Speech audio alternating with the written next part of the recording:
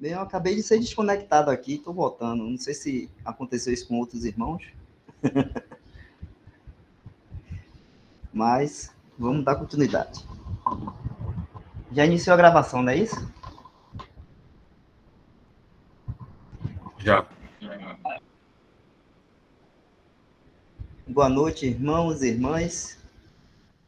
Hoje, terça-feira, a gente vai continuar com a leitura, né, do livro A História da Igreja. É do irmão Andrew Miller, não é isso, Jefferson? Esse livro, A História da Igreja. E a gente vai continuar desse capítulo, a segunda viagem missionária de Paulo por volta de 51 depois de Cristo.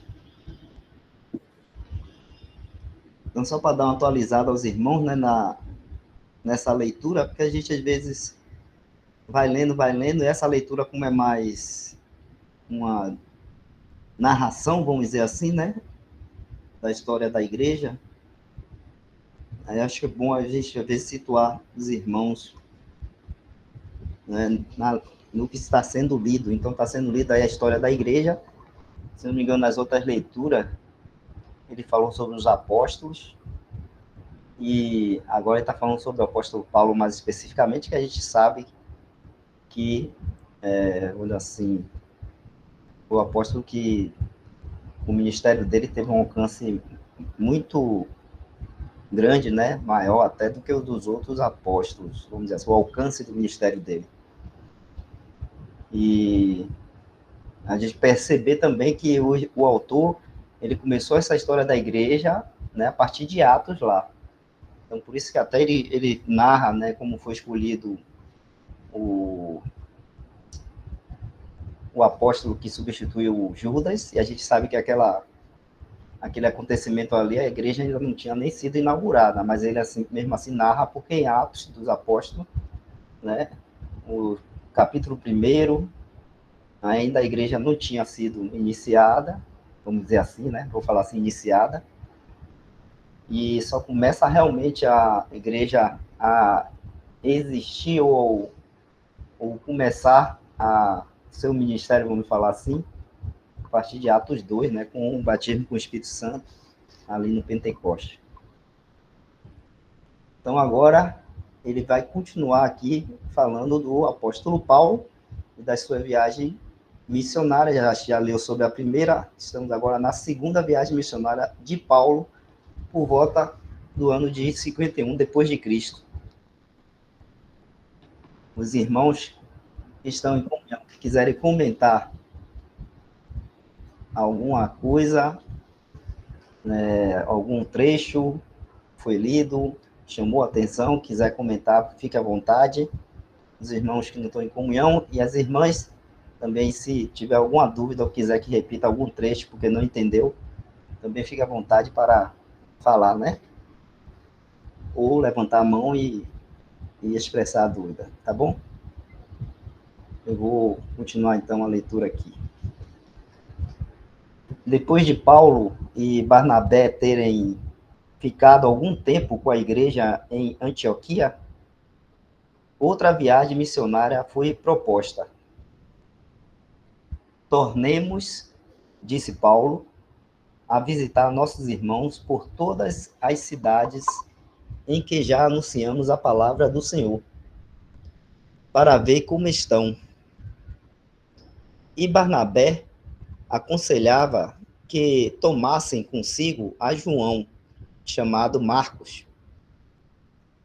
Mas a Paulo parecia razoável que não tomassem consigo aquele que desde a Panfilha se tinha apartado deles e não os acompanhou naquela obra. E tal contenda houve entre eles que se apartaram um do outro. Barnabé, levando consigo a Marcos, navegou para Chipre.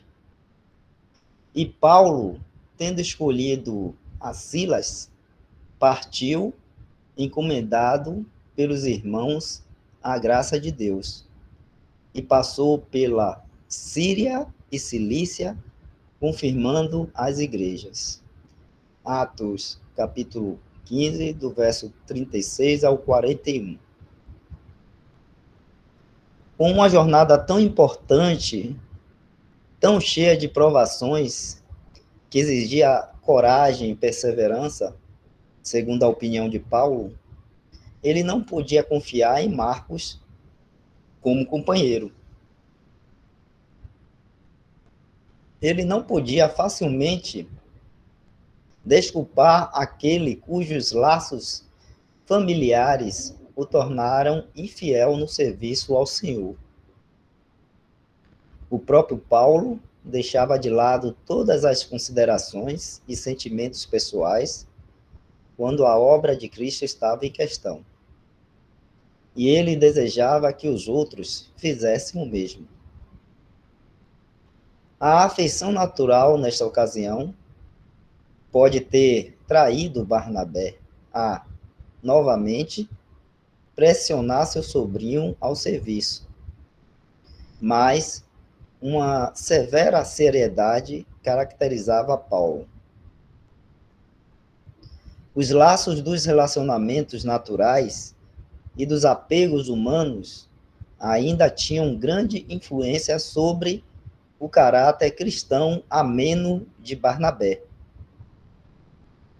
Isto é evidente pela sua conduta em Antioquia, na ocasião da fraca complacência de Pedro para com os judaizantes de Jerusalém. Gálatas, capítulo 2. Só para esclarecer esse ponto aí, né, ele está falando que naquela ocasião lá, da ocorrência de Pedro, né, com os judaizantes de Jerusalém, aquilo que está relatado lá em Gálatas 2, quando Pedro, né, lá em Gálatas, né, ele estava comendo e se relacionando ali com os cristãos gentios, e quando chegou Tiago e outros cristãos judeus, né, cristãos que vieram da circuncisão, no caso, Pedro começou a dissimular e não estava mais sentando ou se relacionando, comendo com os cristãos gentios, e se aproximou desses cristãos que eram judeus, né? E nessa, vamos dizer assim, dissimulação de afastamento dos cristãos gentios ali, Barnabé seguiu, né, a mesma atitude, vamos dizer assim, de Pedro.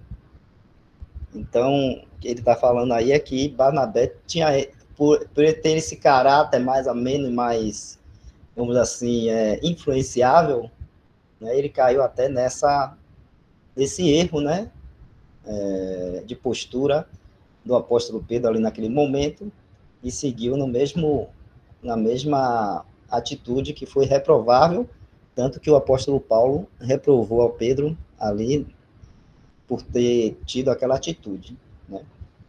Então, isso é só para contextualizar aí, os irmãos ficarem cientes do que ele está falando aqui, quando ele fala, isto é evidente, né?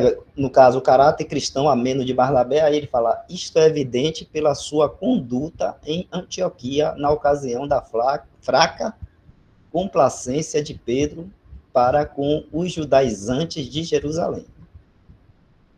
Tá bom? A disseminação do evangelho no mundo gentil era sagrada demais aos olhos de Paulo para admitir experimentos. Marcos tinha preferido Jerusalém à obra, mas Silas preferiu a obra a Jerusalém. Isto pesou na decisão de Paulo, embora, sem dúvida, ela tenha sido guiada, ele tenha sido, né? Ele tenha sido guiado pelo Espírito.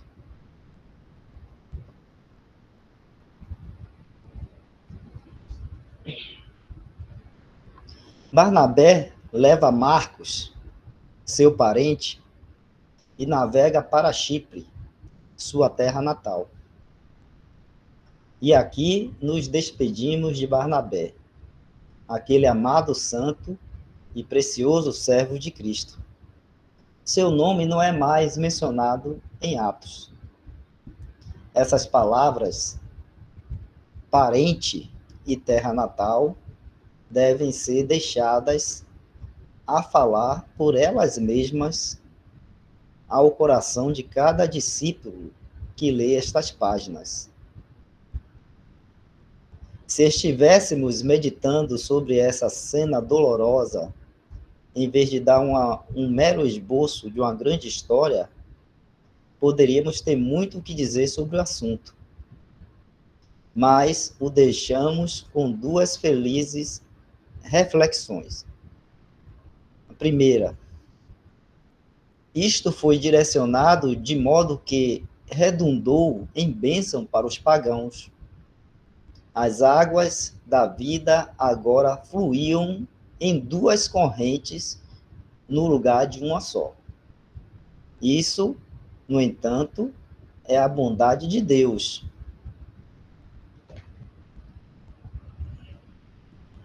E não dá sanção ou dá aprovação, né? Essa palavra quer dizer, né? E não dá sanção ou aprovação à divisão entre cristãos.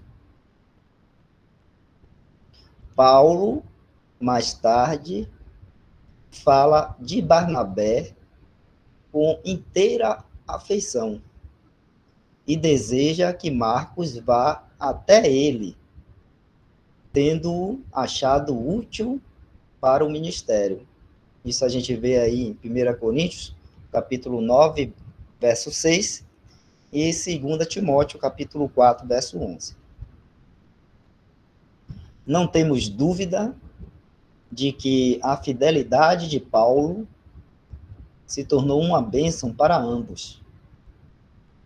Mas o mel das afeições humanas nunca poderão ser aceitas no altar de Deus.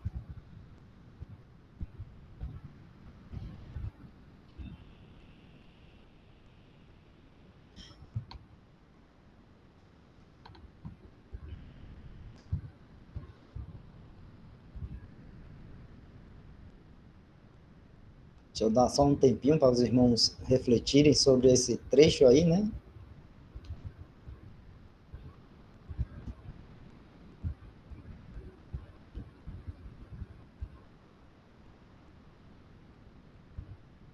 Eu acho que foi no sábado, né, que a gente começou a ler sobre o Filho de Deus.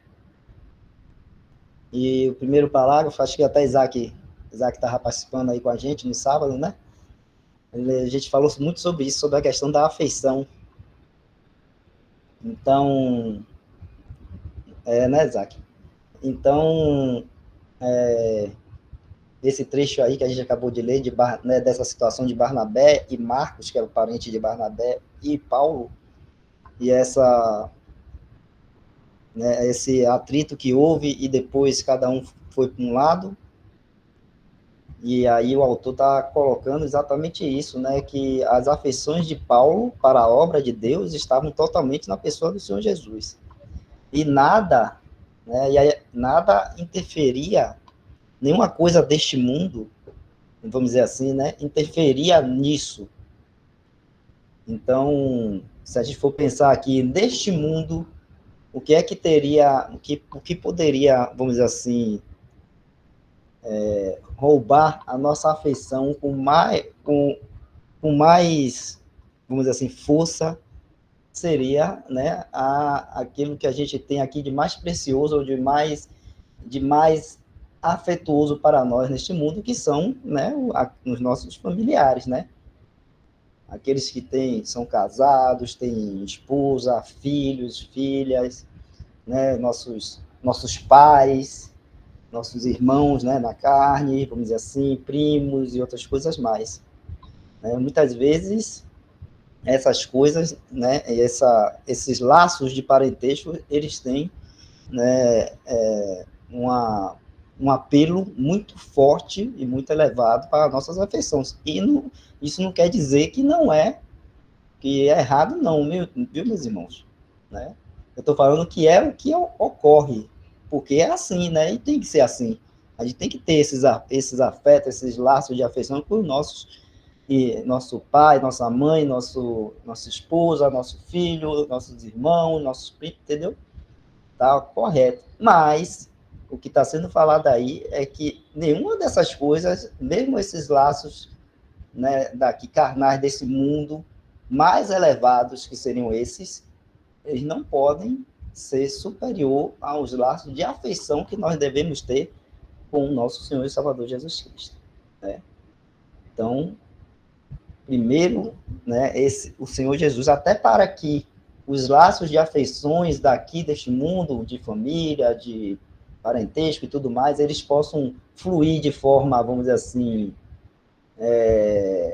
boa e tranquila, e em paz, e com amor verdadeiro, a gente precisa conhecer, né, e ter esse amor do Senhor Jesus Cristo nos nossos corações.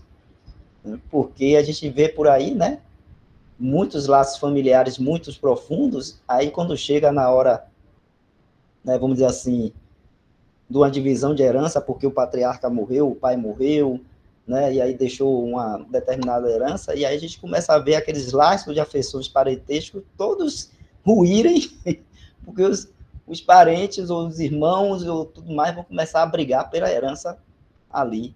E aí some tudo, né? Então, some aquela afeição, some, né, aquele amor, some tudo. Então, a gente só pode ter um amor verdadeiro para com nossos parentes e cristãos, vou falar assim verdadeiro, vou falar, um amor duradouro, um amor que vai, um laço de afeição que vai superar qualquer adversidade, se a gente tem e conhece o amor, né, do nosso Senhor e Salvador Jesus Cristo, que ele vai colocar esse amor duradouro e verdadeiro nos nossos corações, né? Então, aí você pode extrapolar tudo isso para qualquer, vamos dizer assim, relação, né, vamos dizer assim, de afeição, de afeto, de parentesco, aqui que nós temos aqui neste mundo, né? Então, eu penso assim, né, falecimento de um pai não pode levar, né, os irmãos a brigarem e começarem a deixar de ter amor um pelo outro e se tornarem inimigos por conta de estarem disputando herança, coisas materiais aqui deste mundo. Então, se são cristãos, eles vão entender que essas coisas deste mundo não são nada, vão passar. Herança, riquezas, né, como o Senhor Jesus fala, que o ouro e a prata, cujo, né, é tudo corroído e se acaba. E a gente tem que preservar as coisas que são espirituais, celestiais, e guardar isso, né, que isso aí não vai se acabar. Então, eu penso assim, numa família entre irmãos cristãos, vamos dizer assim, cristãos normais, se acontece uma coisa dessa, não é para acontecer estarem brigando por herança ou por qualquer outra coisa. A mesma coisa, a gente pode extrapolar isso para uma família lá, marido, mulher, esposa, pai, filho, né? Não ter essas desavenças ou perder as afeições por qualquer coisa aqui deste mundo que são passageiras e que não valem, né? Como vale as coisas celestiais e o amor do nosso Senhor e Salvador Jesus Cristo. Bem, acho que eu falei demais e eu vi o irmão Isaac colocando um texto bíblico ali. Você queria comentar alguma coisa, Isaac? Não, se puder ler aí, eu acho que já corrobora aí com o que você está falando. 2 Coríntios, capítulo 5, verso 16. Você pode botar aí, Jefferson, para a gente?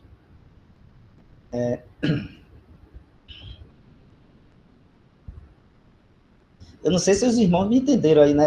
Eu falei muito aqui, mas às vezes eu não sei se entenderam nessa questão aí, que estava, né, dessa coisa que aconteceu ali entre Barnabé e Paulo por conta do parentesco ali de Barnabé e Marcos, né?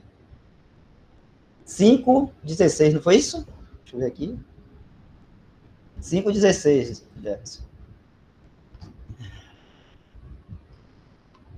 Assim que daqui por diante a ninguém conhecemos segundo a carne, e ainda que também tenhamos conhecido Cristo segundo a carne, contudo agora já o não conhecemos deste modo. É verdade. Então, se nós somos cristãos, né, e se você tem, vamos dizer assim, toda a família cristã, vamos dizer assim, né, a gente vai, por exemplo, olho para o meu pai, ele é meu pai, mas em primeiro lugar, antes de ser meu pai, né, agora ele é um irmão em Cristo, né, porque ele crê no Senhor Jesus, eu também creio, graças a Deus, em primeiro lugar, então, aí vem isso, né. Aí aqui neste mundo ele é meu pai, aí a honra devida a ele como pai não pode deixar de ter, né, não pode deixar de ter, mesmo ainda não estando mais sobre, vamos dizer assim, a autoridade dele no lar, né, porque já não estou mais lá, mas a honra continua. Mas, né, a gente olha para nosso pai, se ele está na fé, primeiro é irmão na fé, como irmão. Aí a palavra ensina a gente a amar o nosso irmão, né? Então, se eu tenho um irmão, também tenho vários irmãos, todos cristãos, então primeiro eles são irmãos em Cristo, e depois são irmãos na fé, ou carnais, né, de sangue, vamos dizer assim. Então, isso deve ser levado em conta na hora, né, quando acontecem certas ocorrências daqui, deste mundo, que se a gente não tem Cristo no coração, facilmente levariam a briga, a desavença entre irmãos e outras coisas mais, né? Mas quando a gente tem Cristo e conhece o amor dele em nossos corações e olhamos para nossos irmãos, não simplesmente como irmãos de carnais, mas como irmãos em Cristo Jesus, né? Essas coisas aí a gente vai procurar deixar de lado, né? E procurar seguir o amor que é devido entre irmãos em Cristo Jesus.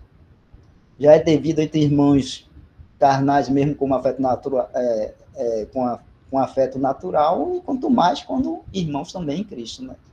Mais ainda. E se o irmão não for um cristão, ainda assim, se você é cristão e o irmão não é, ou se você é cristão e o pai não é, se você é cristão e a esposa não é, ou se você é cristão e o filho, né, não está seguindo, ainda assim, aí você deve ter o amor, como o Senhor Jesus amou a todos, né? Deus amou o mundo, e o mundo não amava a Deus. Eu estou falando do mundo, assim, as pessoas, né? Uma grande maioria não queria saber de Deus, mas mesmo assim ele amou. Não é assim que nós devemos fazer também? Então, mesmo que o outro, né, ainda não esteja na fé, então, ainda assim, o amor é devido a ele. Aí eu vou lembrar, aí eu lembrei, né, Romanos, Jefferson, abra aí Romanos, capítulo 13. Deixa eu olhar aqui só qual é o verso. Capítulo 13, verso 8. Verso 8. A ninguém devais coisa alguma, a não ser o amor com que vos ameis uns aos outros, porque quem ama aos outros cumpriu a lei. Então a gente vai ter muitos versículos, muitos textos na Bíblia nos ensinando isso aí. Eu só lembrei de um aqui agora e trouxe, né? Mas se os irmãos também pensarem bem, vão lembrar de outros e outros e outros e outros, né? Vamos seguir na leitura, então? Algum irmão queria comentar alguma coisa? O irmão Isaac trouxe aquele texto bíblico, foi muito bom. É interessante a gente meditar, né, na palavra, porque a gente ainda corre esse risco, né? É tendencioso ainda, né? Porque a carne ainda está em nós, e mesmo depois de ter a família convertida, né, cristãos, a gente ainda continuar olhando na ótica ainda de Adão, né? Da velha natureza ainda, da criação, né? De Adão, e não agora da nova criação, né? Agora em Cristo, né? Com muito mais, né, elevado, né, e privilégios, né, muito mais não, é totalmente, né, de um relacionamento muito, muito acima do relacionamento antigo. E se a gente não meditar, não refletir isso, a gente ainda pode terminar ficando como no relacionamento carnal ainda, né? Ainda da velha, né, criação e não da nova criação. Então é interessante, na hora que você estava explicando aí, me veio aqui essa lembrança, e o quanto é importante nós pensarmos assim, porque nascemos, né, aqui, somos condicionados, a carne ainda está em nós, a ainda ficar olhando para o parente, né, o pai, a mãe, os irmãos, né, e até quem não é parente também, né, mas ainda olhando muito como da forma carnal ainda, né, a gente vai ver ali, né, que eles falando que nem o Senhor Jesus eles iam olhar mais desse modo, né, que eles conheceram o Senhor Jesus segundo a carne, mas que agora já não mais iam olhar assim, né, não mais deste modo. Então é profundo, né, isso, a gente meditar de que é importante olhar, né, para os nossos familiares, vendo Cristo neles, né, vendo agora Cristo, porque aí o relacionamento ele fica melhor, né, vai ser um relacionamento muito mais espiritual e não segundo a ordem passada, né. E porque aqui nós já estamos como se estivéssemos no céu, né, essa é a vantagem do cristão, né. Ele já vive aqui como se ele estivesse no céu. A gente vai ver lá em Efésios, né, que já estamos assentados, né, já é no passado, né, já estamos assentados com Cristo nas regiões celestiais, que a nossa vida já está escondida, né, em Cristo. Então a gente vai ver Paulo sempre falando assim também. Aí eu lembro quando leu aí, né, que Paulo ele pensava diferente, né, ele via diferente, enquanto Barnabé ainda não conseguiu enxergar como Paulo estava enxergando, né. Então Barnabé preferiu ir lá com, parece que era primo dele, né, o Marcos, né, o João, enquanto Paulo não foi, porque havia uma contenda. Então Paulo não sentiu certamente, né, paz no coração para seguir com ele naquela viagem. A gente vai ver mais embaixo que a igreja, né, tá de acordo, né, ali com a saída de Paulo, né? Não é que está autorizando, né, mas estava ali tipo confirmando, né, aquilo dali, enquanto a gente não vê falando de Barnabé e de Marcos, né, que a igreja também, né, deu as mãos, né, confirmou também, ou estava em comum acordo com isso, né, não, já com Paulo e Silas sim, né. Então mostra que realmente parece que Barnabé não tinha entendido isso ainda, e talvez estava olhando ali como um primo, né, e não vou desagradar certamente o meu parente, o meu irmão e tal, e eu vou preferir com ele, então eu vou ficar contra Paulo e vou preferir ficar com meu primo, certamente, né, é o que a gente pode entender.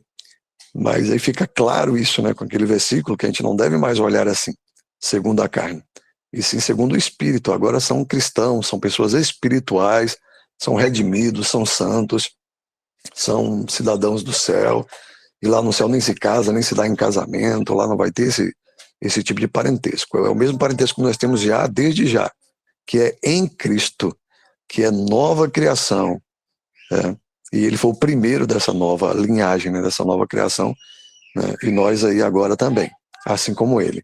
Então é importante que o cristão já caminhe aqui desse modo, não vendo mais segundo a carne, mas sim segundo o Espírito.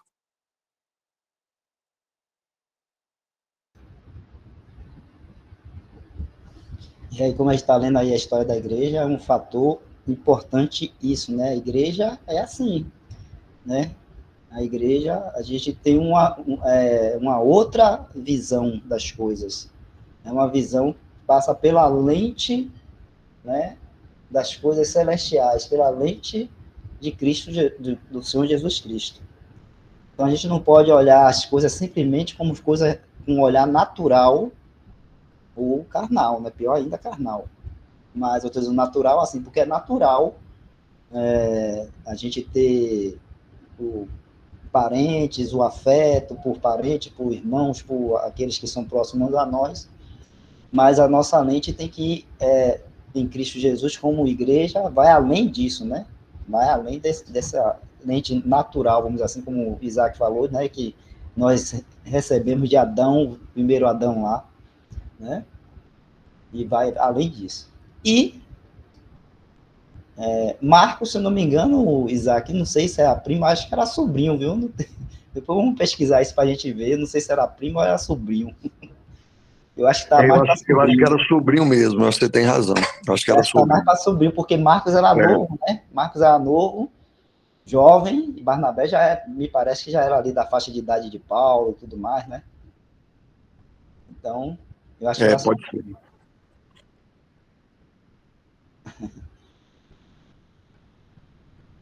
Vamos continuar então a leitura, né? Tendo sido encomendados pelos irmãos à graça de Deus, eles iniciam sua jornada. Tudo é maravilhosamente simples. Nenhum desfile é feito pelos seus amigos ao vê-los partir. E nenhuma grande promessa é feita por eles quanto ao que eles estavam determinados a fazer. Tornemos a visitar nossos irmãos. São as poucas, simples e despretensiosas palavras que nos levam à segunda grande viagem missionária de Paulo.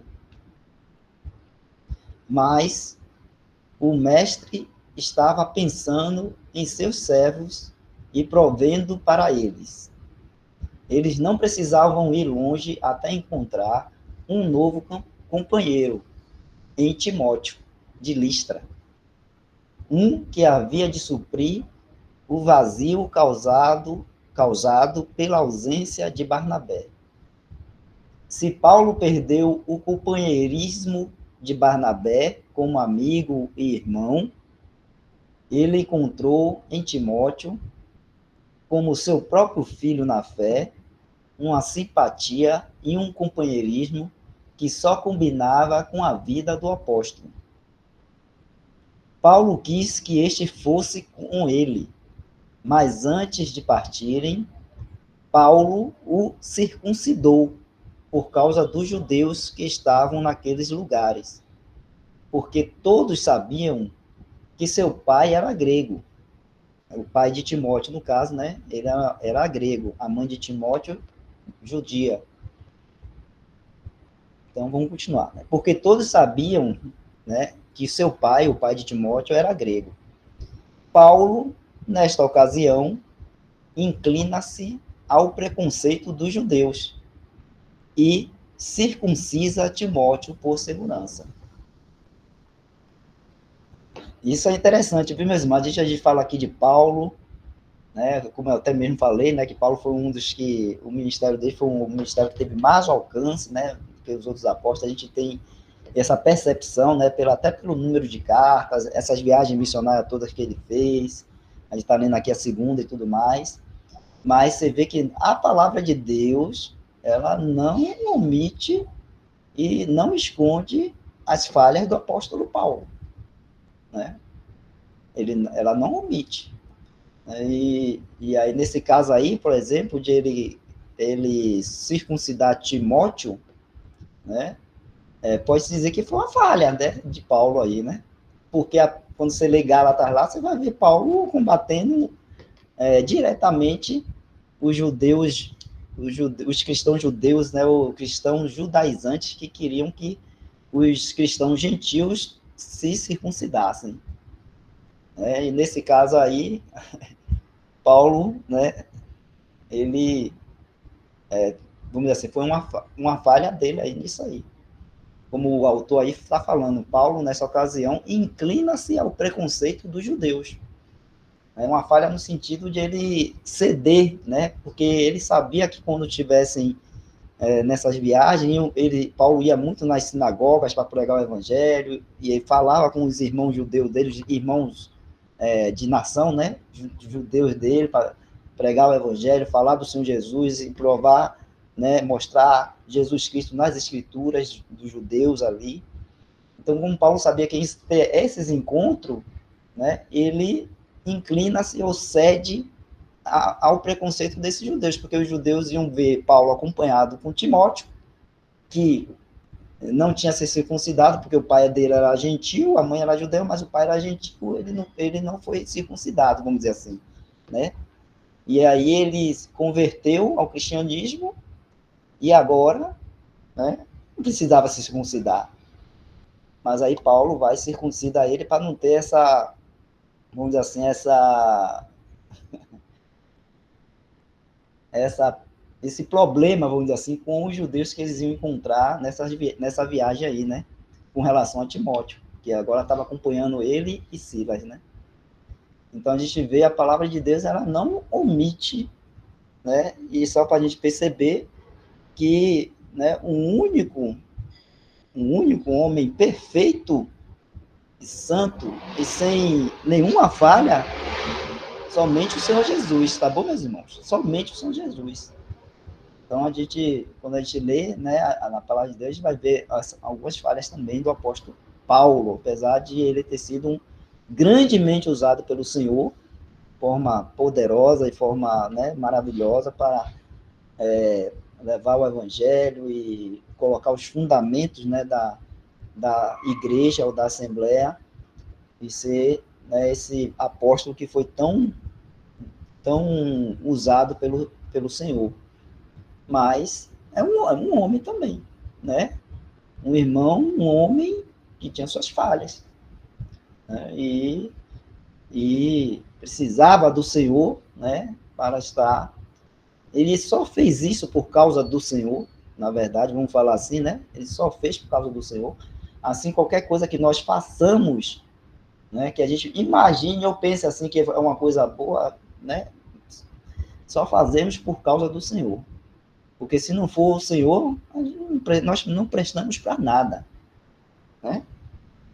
Não prestamos para nada, mas, né, é o Senhor quem nos move, nos guia, nos capacita, né, nos dirige, é o Senhor Jesus.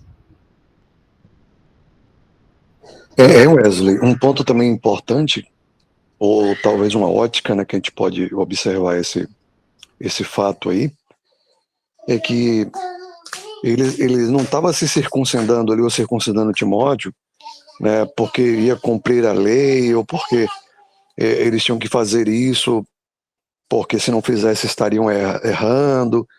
Então não é com essa intenção, né, não é com esse intuito que acontece essa circuncisão, né, porque isso também é observado, né, nas coisas. Ele só está fazendo isso daí para a proteção de Timóteo, né?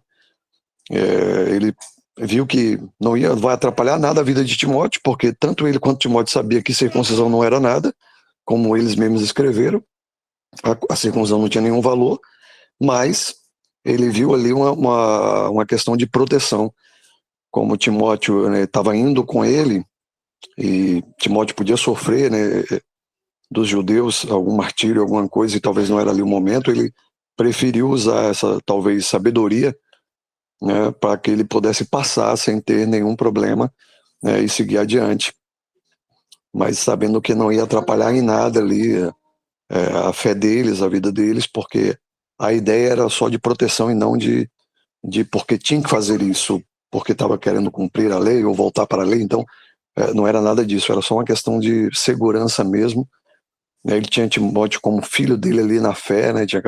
Então, certamente ele sentia essa questão da proteção, e ele viu que, como certamente não ia ter nenhum perigo para os dois, né? Porque eles criam na verdade e sabia que a verdade não cabia mais a circuncisão, e foi feito então só como se fosse um álibi, né? Como se fosse um artifício para que pudesse. Pode ser que, mas ele não estava confiando plenamente e tal, não sei. A gente não sabe, né, exatamente de tudo, porque não está escrito tudo ali que aconteceu, mas ele mesmo vai ter um versículo que ele fala assim: eu me fiz de sábio, né, para com os sábios, eu me fiz de tolo para com os tolos, me fiz de judeus para com os judeus, mas o importante é que eu estava divulgando o evangelho, eu estava pregando o evangelho, eu estava levando. Então ele tinha uma missão, naquela muito importante, e ele teve que, talvez, por conta disso, né, proteger Timóteo ali, fazendo a circuncisão somente para que ele pudesse passar ali sem ter nenhum atrito, né, e os judeus pudessem impedir ou atrapalhar ali a vida deles. Quando era com ele não estava nem aí, né? Se ele ia sofrer ou não, como tem aquele versículo que é profetizado que não era para ele ir a Jerusalém, porque lá ele ia sofrer. E ele falou, não tem problema. Nem que eu sofra, nem que aconteça lá o que for, eu vou. E ele até, como se fosse uma desobediência, né? Porque foi o Espírito Santo, a revelação. E mesmo assim ele partiu, né? E foi para Jerusalém, o Senhor dá o livramento de qualquer modo. E agora com Timóteo, é um ser humano de qualquer forma, como você bem falou, ele está preocupado realmente com a segurança, né, de Timóteo, e aí resolve, né, fazer a circuncisão.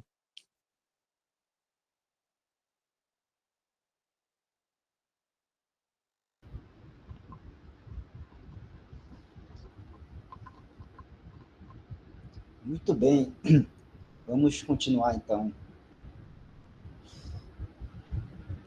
Jefferson, sobe um pouquinho. Aí, Timóteo era filho de um daqueles casamentos mistos que sempre foram fortemente condenados, tanto no Antigo quanto no Novo Testamento. Seu pai era um gentil, mas seu nome nunca é mencionado. Sua mãe era uma piedosa judia. Dada a ausência de qualquer referência ao pai, tanto em Atos quanto nas epístolas, supõe-se que ele possa ter morrido pouco tempo depois do filho ter nascido. Timóteo foi, evidentemente, deixado na infância ao único cuidado de sua mãe, Eunice, e de sua avó, Lloyd, que o ensinou, desde criança, a conhecer as Sagradas Escrituras. E das muitas alusões nas epístolas de Paulo ao carinho, sensibilidade e as lágrimas de seu amado filho na fé, podemos acreditar que ele manteve por toda a vida as impressões daquele gentil, amável e santo cuidado doméstico. O maravilhoso amor de Paulo por Timóteo e suas afáveis lembranças de sua casa em Listra e seu treinamento inicial ali ditaram algumas das mais tocantes passagens dos escritos do grande apóstolo. Quando já um homem idoso, na prisão, passando necessidades e com o martírio diante de si, ele escreve: a Timóteo, meu amado filho, graça, misericórdia e paz da parte de Deus Pai e da de Cristo Jesus, Senhor nosso. Dou graças a Deus, a quem desde os meus antepassados sirvo com uma consciência pura, de que, sem cessar, faço memória de ti nas minhas orações, noite e dia, desejando muito ver-te, lembrando-me das tuas lágrimas, para me encher de gozo, trazendo à memória a fé não fingida que em ti há, a qual habitou primeiro em tua avó Lloyd e em tua mãe Eunice, e estou certo de que também habita em ti. Isso está em 2 Timóteo, capítulo 1, verso 2 ao 5. Ele insiste e repete seu urgente convite a Timóteo para ir vê-lo. Procura vir ter comigo depressa. Procura vir antes do inverno. 2 Timóteo 4, os versos 9 e o verso 21. Podemos permitir-nos a crer que um filho tão ternamente amado pôde chegar a tempo de acalmar as últimas horas de seu pai em Cristo, de receber seu último conselho e bênção e de testemunhá-lo terminando sua carreira com alegria. Silas, ou Silvano, aparece pela primeira vez como um mestre na igreja em Jerusalém. E provavelmente ele era tanto um helenista quanto um cidadão romano. Um helenista é aquele pessoal que é educado, né, na uma educação grega, né? Filosofia grega, vamos dizer assim, né? Então, provavelmente ele era tanto um helenista quanto um cidadão romano, como o próprio Paulo, Atos 16, 37. Ele foi apontado como responsável por acompanhar Paulo e Barnabé em seu retorno a Antioquia, com os decretos do concílio. Mas, como muitos detalhes, tanto da vida de Timóteo quanto de Silas, naturalmente aparecerão ao traçarmos o caminho do apóstolo, ao traçar o caminho do apóstolo. Não precisamos dizer nada mais sobre eles no presente momento. Procedamos com a viagem. Paulo e Silas, com seu novo companheiro, percorrem as cidades, ordenando-lhes a manter os decretos ordenados pelos apóstolos e anciãos em Jerusalém. Os decretos foram deixados com as igrejas, de modo que os judeus tinham a própria decisão de Jerusalém de que a lei não era para ser imposta aos gentios. Após visitar e confirmar as igrejas já plantadas na Síria e Cilícia, eles procederam para a Frígia e Galácia. Aqui fazemos uma pausa e nos deteremos nestas palavras. Pela Frígia e pela província da Galácia. Atos 16, verso 6. A Frígia e a Galácia não eram meras cidades, mas províncias ou grandes distritos do país. E ainda assim, o historiador sagrado usa apenas essas poucas palavras ao recordar a grande obra feita lá. Quão diferente é a energia condensada do espírito comparada ao estilo inflado do homem. Aprendemos da história, segundo Neander, que somente na Frígia, no VI século, havia 62 cidades. E parece que Paulo e os que estavam com ele tinham percorrido todas as que existiam naquela época. E só para lembrar, viu, mesmo, nessa época aí não tinha carro não, ônibus, avião, né? O negócio era a pé, né? Porque até quem tinha cavalo ou carruagem ou carroça era quem tinha condições financeiras, né? Então o negócio aí era na paleta, ou no máximo ali pegando um barquinho ali, um barco e indo de um lugar para outro, mas quando era só por terra, era na paleta, né? Andando. Então imagine 62 cidades num distrito, numa província, e né, o apóstolo Paulo, junto com Timóteo, ali Silas, né, percorreram essas cidades aí, porque onde tinham, né, assembleias, igrejas ali já constituídas, e ali iam e estavam confirmando, né, essas assembleias. Então, a gente está falando aqui da segunda viagem, nessa segunda viagem, como foi lido lá no início, eles vão confirmar as assembleias. Então, eles não estão indo para iniciar uma nova missão de evangelização, né? Não, estão indo para visitar, confirmar as assembleias que já estão lá, né? Eles já tinham ido lá antes, já tinha sido pregado o evangelho, as pessoas já tinham se convertido, e aí, né, as assembleias que estavam surgindo assim, da primeira viagem missionária, vamos dizer assim, né? Agora eles voltaram e estavam assim confirmando essas igrejas, ou essas assembleias, ou esses irmãos, né, que estavam nessas regiões aí. E, né, eles faziam isso, né, andando, ou, né, iam de barco aos pontos que podiam ir, e depois era a paleta. Você vê, né, a determinação, o vigor que o Senhor dá, né, desses irmãos, né, para estar fazendo essa obra.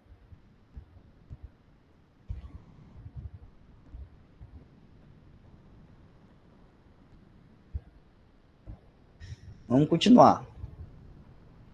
A gente está aqui, pelo meu relógio ainda tem 5 minutinhos, vamos ver se a gente dá para ler mais um pouco, tá bom?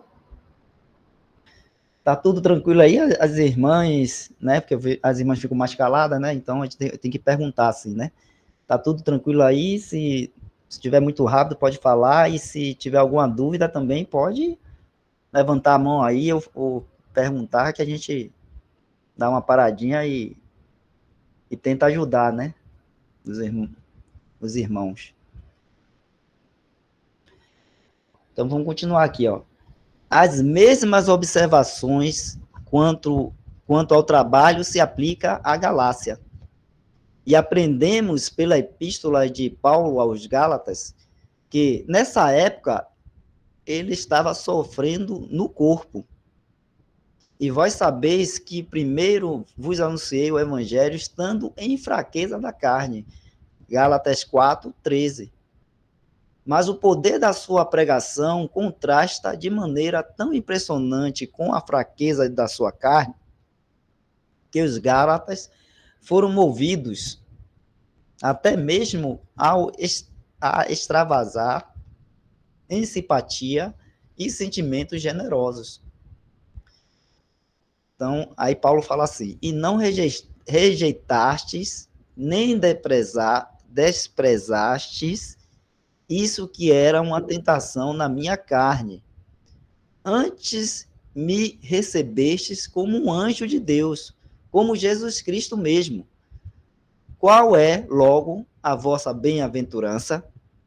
Porque vos dou testemunho de que, se possível fora, arrancaríeis os vossos olhos e nos daríeis. Gálatas 4, do verso 14 ao verso 15. Então, aprendemos pela história que os Gálatas eram de origem celta, impulsivos e de caráter instável. Vou dar uma paradinha só para dar uma contextualizada aqui, né? Então, a gente lembra lá pela epístola de Gálatas que Paulo fala daquele espinho na carne, né? Que o Senhor permitiu que um mensageiro de Satanás viesse e esbofeteasse ele com esse espinho na carne, e que nesse texto que a gente acabou de ler aí, né, os irmãos consideram que era um problema nos olhos que ele tinha. E me parece que é um problema assim tão assim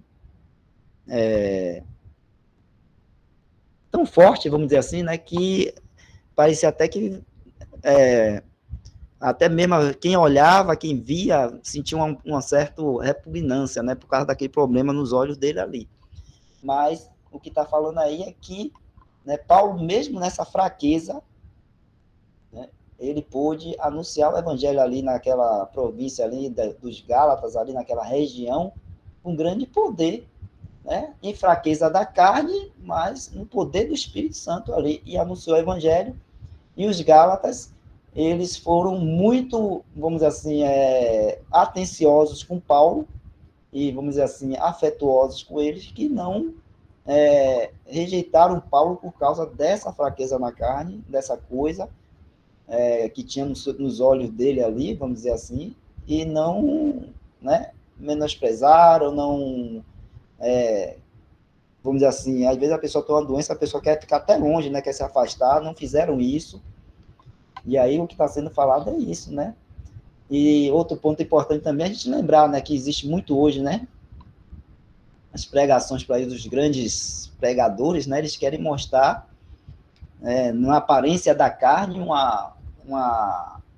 um vigor, né, uma saúde, um poder na carne ali, né, da aparência ali, para poder o evangelho, né, que eles pregam, esse evangelho falso de prosperidade e outras coisas mais, poder ter vamos dizer assim, nele, nesses pregadores, uma referência.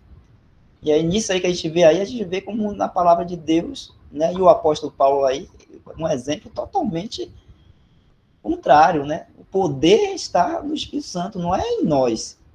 E aí a gente vê um apóstolo Paulo, né, que, né, muitos dos pregadores hoje nem chega nem nos pés do apóstolo Paulo, né, na obra de evangelização e pregação e anúncio do evangelho.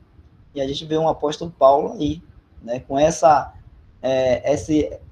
fraqueza aí na carne, mas com grande poder, né, no espírito e na pregação do evangelho, né, que é isso o que vale, e não essas coisas da aparência da carne ou das coisas daqui deste mundo, vamos dizer assim, né? Porque, né, esse corpo aqui é deste mundo.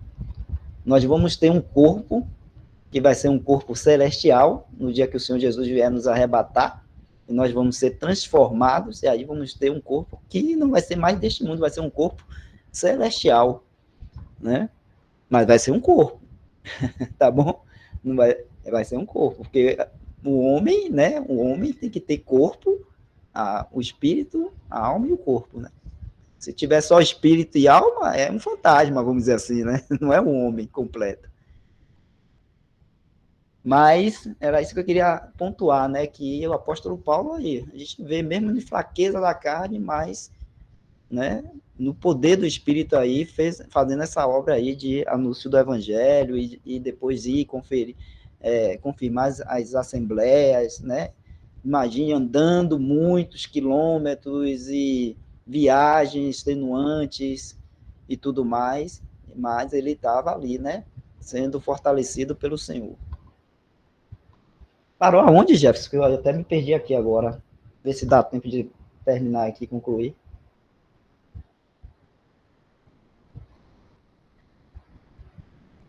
Certo. Vamos ler só esse trechinho aí para a gente concluir? Ou vai até aí? Dá. Acho que dá, né? Então dá. Vamos lá. Eu acho que dá. Vamos lá. Aprendemos pela história que os Gálatas eram de origem celta. Só lembrando, viu, meu irmão, a origem celta, lembra daqueles os bárbaros? Bárbaros, aquele negócio, aqueles homens brabos? Né? Os celtas eram dessa linhagem aí, né? Pessoas bem, né, bravas, violentas e tudo mais, e, no entanto, o evangelho chegou e foi mudando o coração desses homens aí, né? Eles foram crendo no Senhor Jesus, e aí foi transformando, né? O Senhor vai mudando, né? Então, aprendemos pela história que os Gálatas eram de origem celta, impulsivos e de caráter instável. A epístola inteira é uma triste ilustração da instabilidade deles e dos tristes efeitos do elemento judaizante entre eles. Maravilho-me, disse Paulo, que tão depressa passasses daquele que vos chamou a graça de Cristo para outro evangelho, o qual não é outro, mas há alguns que vos inquietam e querem transtornar o evangelho de Cristo. Gálatas, capítulo 1, versos 6 ao 7. Mas retornemos à história narrada em Atos. O caráter e os efeitos do ministério de Paulo, como relatados no capítulo 16 a 20, são realmente maravilhosos. Eles deveriam até se destacar nas páginas de toda a história.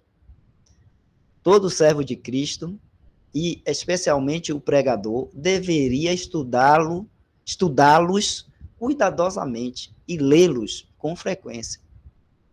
O vaso do Espírito, disse alguém de maneira tão bela, brilha com uma luz celestial através de toda a obra do Evangelho.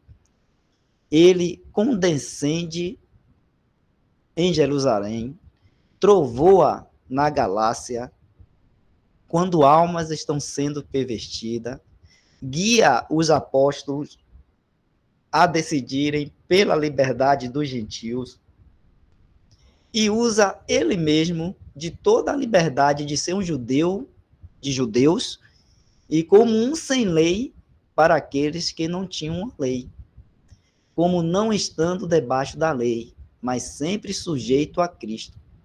ele também procurava sempre ter uma consciência sem ofensa. Atos 24:16. Nada que havia dentro dele dificultava sua comunhão com Deus. De onde ele tirou suas forças para ser fiel entre os homens? Ele podia dizer, e talvez, nota do tradutor, né? Ninguém além dele. Sede meus imitadores, como também eu de Cristo. 1 Coríntios 11:1. Assim, também ele podia dizer, tudo sofro por amor dos escolhidos, para que também eles alcancem a salvação que está em Cristo Jesus, com glória eterna. 2 Timóteo, capítulo 2, verso 10. Os modos do Espírito para com o apóstolo nesses capítulos são também dignos de nota. Ele, e somente ele, dirige o apóstolo em seu maravilhoso caminho. O Espírito Santo, tá bom? Então, ele, e somente ele, dirige o apóstolo em seu maravilhoso caminho. E o sustém em meio a muitas provas e circunstâncias opostas. Por exemplo, ele proíbe Paulo de pregar a palavra na Ásia. Ele não o deixa ir a Bitínia, mas o direciona por meio de uma visão à noite para que ele fosse a Macedônia.